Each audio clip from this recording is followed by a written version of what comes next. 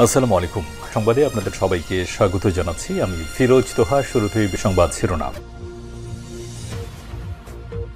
জানিয়ে দেব এই মুহূর্তে হাতে পাওয়া সর্বশেষ গুরুত্বপূর্ণ আপডেট বাংলা সংবাদ। শুরুতেই থাকছে ১৩ বছর পর হারুন বিপ্লবের বিরুদ্ধে জয়নুল আবেদিনের মামলা।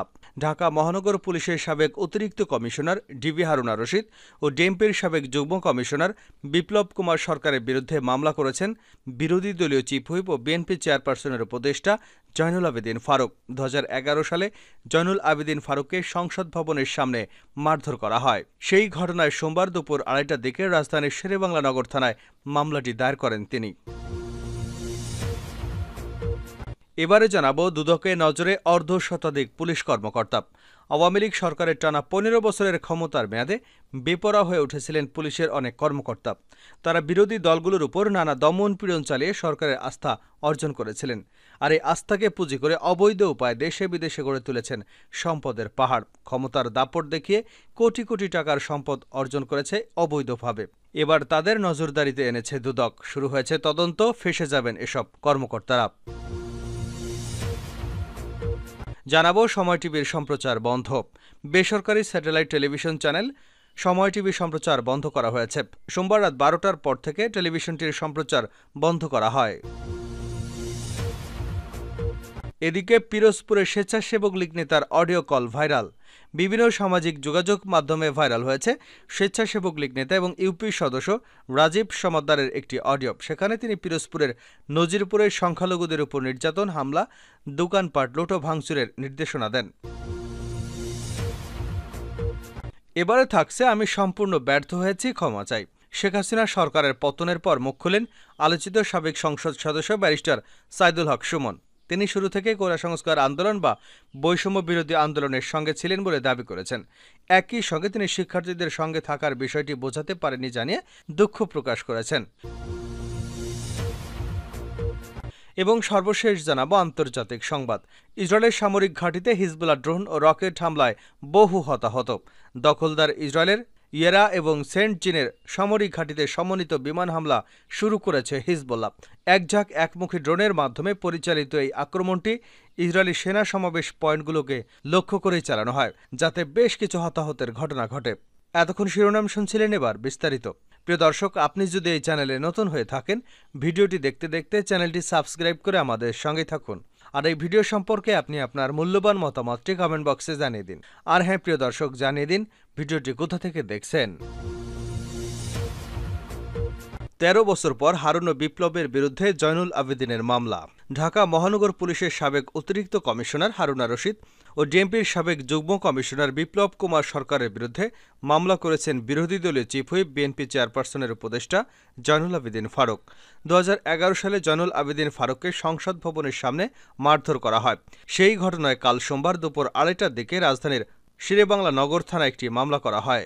শেরেবাংলা নগর থানার ভারপ্রাপ্ত কর্মকর্তা সজীব দে সংবাদ মাধ্যমকে বিষয়টি নিশ্চিত করেছেন। তিনি বলেন, এ মামলায় আরও ২০ থেকে ২৫ জনকে অজ্ঞাতনামা আসামি করা হয়েছে।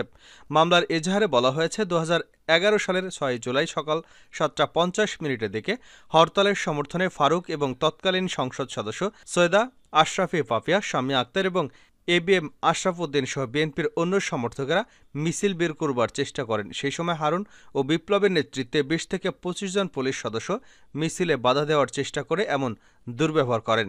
এজাহারে আরও উল্লেখ করা হয়, বিএনপি নেতারা পুলিশকে সংযত আচরণ করতে বলে হারুন ও বিপ্লব হত্যার উদ্দেশ্যে লাঠি দিয়ে ফারুকের মাথায় আঘাত করে। সেই সময় তিনি ন্যাম ভবনের দিকে দৌড়ে হামলা থেকে বাঁচার চেষ্টা করেছিলেন, কিন্তু অভিযুক্তরা ফারুককে রাস্তায় টেনে হেঁচড়ে নিয়ে যান এবং তার বুকে পিস্তল ধরে হত্যার হুমকি দেন। দুদকে নজরে অর্ধশতাধিক পুলিশ কর্মকর্তা। আওয়ামী সরকারের টানা ১৫ বছরের ক্ষমতার মেয়াদে বেপরোয়া হয়ে উঠেছিল পুলিশের অনেক কর্মকর্তা। তারা বিরোধী দলগুলোর উপর নানা দমন পীড়ন চালিয়ে সরকারের আস্থা অর্জন করেছিল। আর এই আস্থাকে পুঁজি করে অবৈধ উপায়ে দেশে বিদেশে গড়ে তুলেছেন সম্পদের পাহাড়। ক্ষমতার দাপট দেখিয়ে কোটি কোটি টাকার সম্পদ অর্জন করা পুলিশের অর্ধশতাধিক কর্মকর্তার বিষয়ে অনুসন্ধান চালাচ্ছে দুর্নীতি দমন কমিশন। ইতিমধ্যে কমিশন তাদের নজরে এনেছে।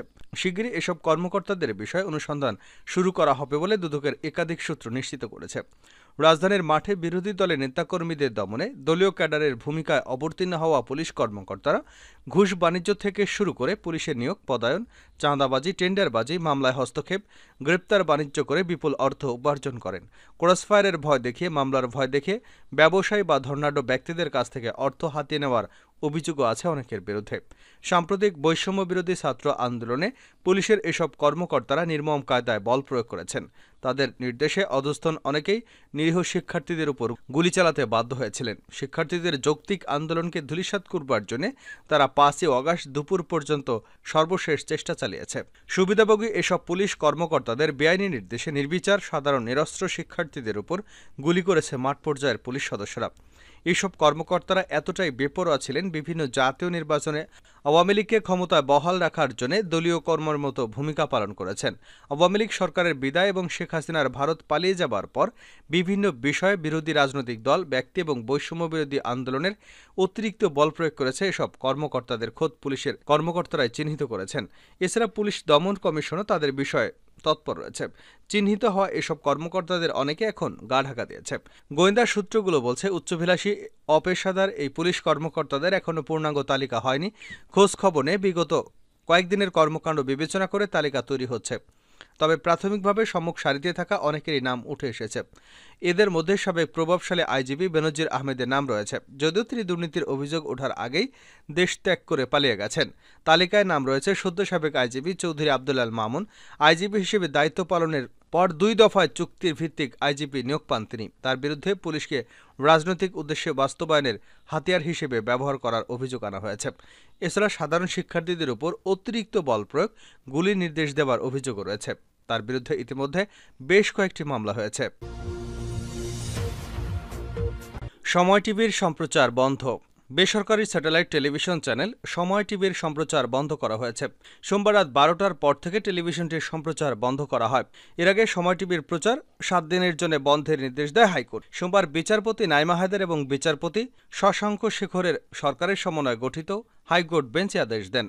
কোটা বিরোধী আন্দোলনের সময় আন্দোলনকারীদের উপর পুলিশকে গুলি চালাতে বলেছিলেন সময় টিভির এক ক্যামেরা পার্সন। পরে এই ঘটনাকে কেন্দ্র করে জোবায়ের রহমানের পদত্যাগসহ টিভি কর্তৃপক্ষকে ২৪ ঘণ্টার আলটিমেটাম দিয়েছিল বৈষম্য বিরোধী ছাত্র আন্দোলনের শিক্ষার্থী এবং প্রতিষ্ঠানটির সাবেক ও বর্তমান সাংবাদিকরা। এর ধারাবাহিকতায় এ সংক্রান্ত রিটের আদেশে হাইকোর্ট সময় টিভির সম্প্রচার ৭ দিনের জন্য বন্ধ করবার আদেশ দেন। এর আগে সময় টিভির এমডি এবং সিইও পদ থেকে আহমেদ জোবায়েরকে অপসারণের বৈধতা চ্যালেঞ্জ করে গত ১৪ আগস্ট আদালতে আবেদন করা হয়। আদালতে সিটি গ্রুপের পক্ষে ছিলেন জ্যেষ্ঠ আইনজীবী আহসানুল করিম।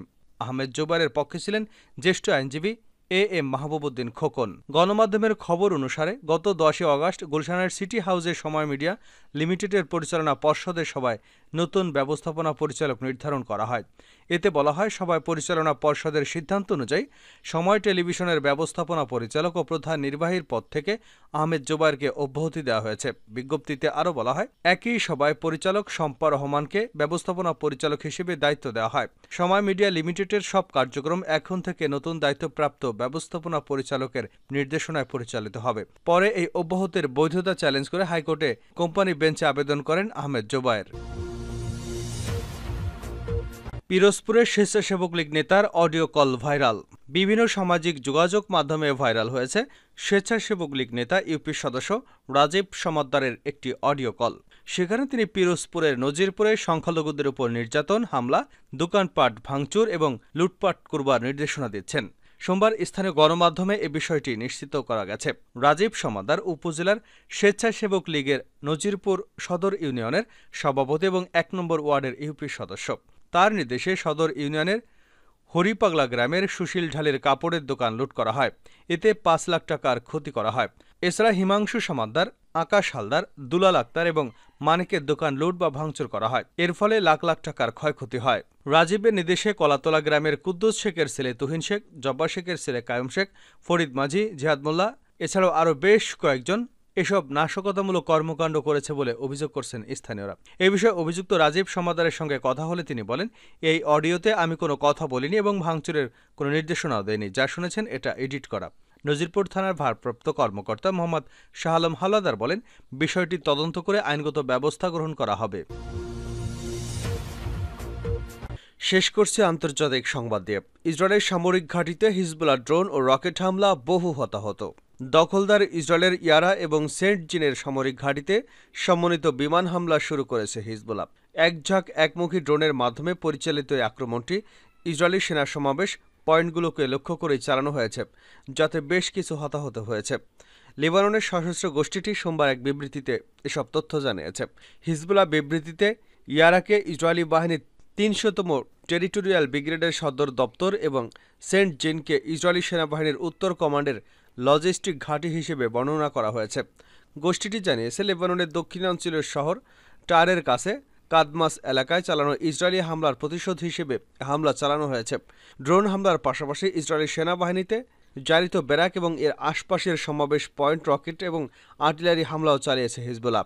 এতে জারিত ব্যারাকের কিছু অংশ ধ্বংস হয়েছে এবং আগুনে পুড়ে গেছে। হিজবুল্লাহ জানিয়েছে, এই অভিযানগুলো গাজা উপত্যকায় নিরীহ ফিলিস্তিনি জনগণের সমর্থনে এবং তাদের প্রতিরোধের সঙ্গে একত্রতা প্রকাশের জন্য পরিচালিত হয়েছে। এদিকে আল মাদিনের এক সংবাদদাতা জানিয়েছেন, হিজবুল্লাহ ড্রোনগুলো পশ্চিম আল জলিলে সদ্য প্রতিষ্ঠিত ইসরায়েলি সামরিক সাইটগুলোকে লক্ষ্যবস্তু বানানো হয়েছে।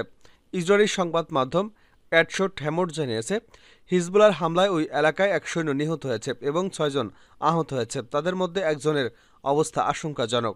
ইসরায়েলি মিডিয়াগুলো বলছে, ইসরায়েলি সেনা ব্রিগেডের সদর দপ্তর ইয়ারাতে হিজবুল্লাহর হামলার একটি ঘাঁটি গুরুতর ঘটনা।